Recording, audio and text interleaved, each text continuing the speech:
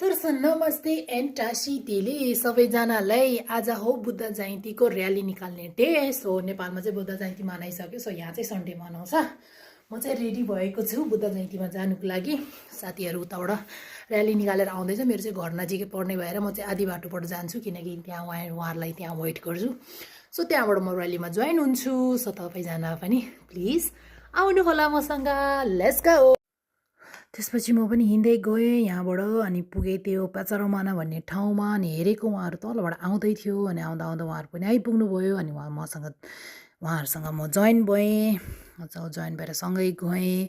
अनि उहाँ दिदी हुनुहुन्थ्यो सँगै मसँगै, अनि हामी सँगै गएँ। अनि त्यहाँ मैले एउटा नेपालको झन्डा देख्यो जो बहुत सुन्दर थियो, धेरै सुन्दर लागिरहेको थियो। नेपालको एउटा मात्रै धेरै थियो।